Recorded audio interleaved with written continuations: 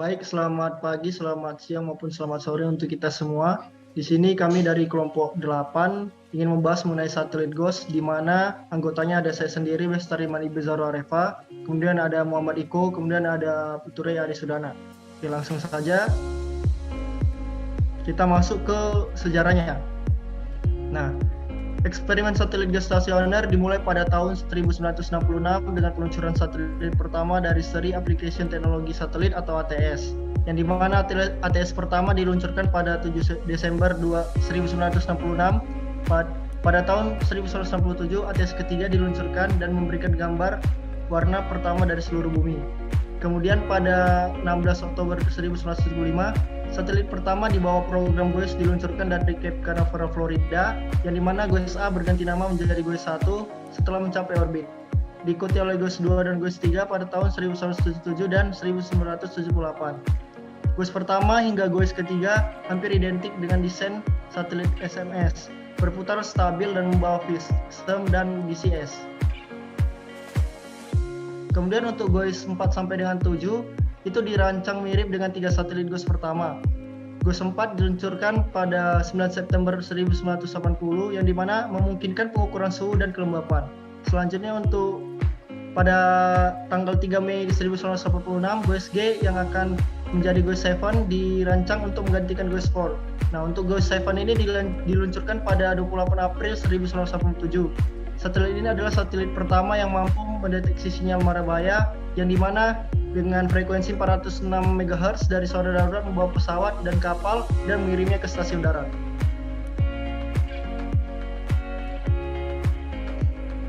Nah, selanjutnya untuk GOES 8 itu pada tanggal 13 April 1994 memperkenalkan generasi baru yang bernama seri GOES 1M.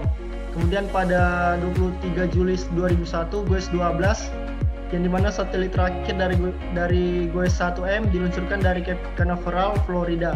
Ini adalah satelit pertama yang membawa instrumen jenis Solar X-ray Imager atau XXI. Selanjutnya, untuk GOES 13 sendiri diluncurkan pada 24 Mei 2006. GOES 14 diluncurkan pada 27 Juni 2009 yang dimana terletak pada 105 derajat west. Kemudian untuk GOES 15 diluncurkan pada 4 Maret 2010. Dan paralel dengan GOES 17 sejak 11 November 2018.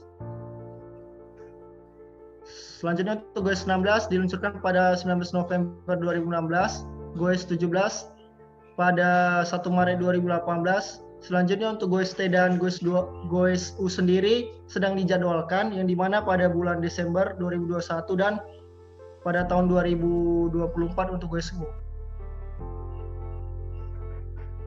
Nah, selanjutnya kita masuk ke orbit satelit dan cakupan orbitalnya. Nah, lokasi GOES west dalam seri GOES R adalah 137 derajat west dan bukan 135 derajat west. Nah, saat ini dia menghilangkan konflik dengan sistem satelit lain dalam frekuensi X-band pada 135 derajat west. Lanjut. Nah, selanjutnya kita masuk ke tujuan dan manfaatnya. Tujuan yang pertamanya itu dibuat satelit GOES adalah untuk beroperasi di orbit geostasioner dengan 35.790 km di atas bumi, yang dimana terus-menerus melihat benua Amerika Serikat, Samudra Pasifik, Atlantik, Amerika Tengah, Amerika Selatan, dan Kanada bagian selatan.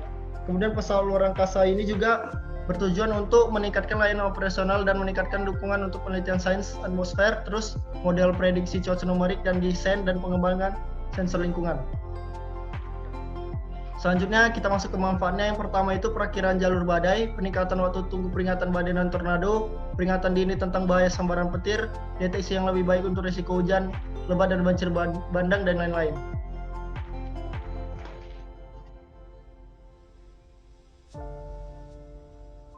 Selanjutnya kita akan membahas tentang spesifikasi dari satelit GOES.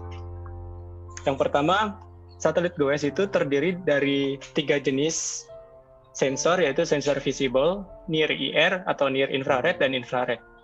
Dan untuk kanalnya sendiri terdapat 16 kanal dengan berbagai panjang gelombang.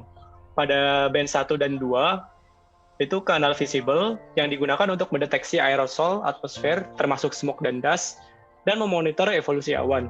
Untuk band 3 sampai 6 digunakan untuk memantau vegetasi fog dan aerosol, memantau cirrus, memantau salju atau es, deteksi hotspot area, memantau partikel awan, cloud screening, hotspot, dan deteksi salju. Pada band 7 hingga band 16, ini mempunyai banyak kegunaan, yaitu diantaranya fire detection atau deteksi api atau hotspot area, cloud particle size retrieval, identifikasi jet stream, hurricane track forecasting, dan estimasi mid-level moisture, kemudian menentukan 3 awan, ozon, dan deteksi awan secara real time dan pada semua waktu. Terus untuk mendiagnosa discrete cloud atau awan tersembunyi, estimasi low level moisture, volcanic ash, sea surface temperature, airborne dust, dan mengestimasi tropospheric air temp dan ketebalan awan. Selanjutnya kita akan membahas tentang produk satelit dari GOES. Produk satelit GOES umumnya ada di produk Advanced Baseline Imager, yang mana produknya ada aerosol detection, optical depth, aerosol particle size, near sky mask, cloud layer, cloud and moisture imagery, cloud top high phase pressure dan temp, gerak angin dan indeks stabilitas, downward, fire, estimasi, intensitas hurricane, suhu permukaan daratan, profil kelembapan, rainfall rate, sea surface temperature, dan deteksi asap vulkanik. Selanjutnya, produk satelit GOES tidak hanya di bidang meteorologi dan lingkungan saja. Satelit GOES juga memantau magnetometer, extreme ultraviolet dan X-ray irradiance, solar ultraviolet imager, dan compact coronagraph. Dan ini biasanya digunakan pada cuaca antariksa ya.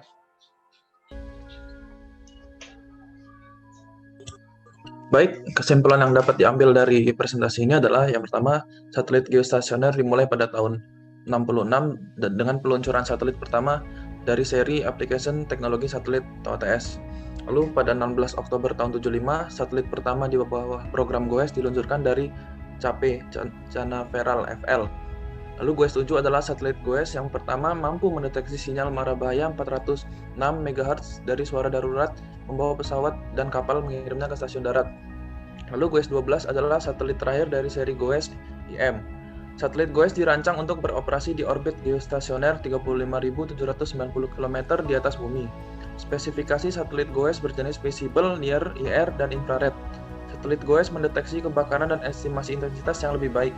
Lalu pemantauan satelit GOES yang lebih akurat dari partikel energik yang bertanggung jawab atas bahaya radiasi. Lalu GOES dapat mendeteksi lebih baik untuk resiko hujan lebat dan banjir bandang. Baik, ini referensi yang kami pakai, bisa dilihat di sini. Ya, baik. Mungkin cukup sekian presentasi dari kami. Kurang lebihnya kami mohon maaf. Saya Putra Arisudana dan kedua rekan saya Muhammad Iko dan Bestariman Ibezaro pamit undur diri. Sekian dan terima kasih.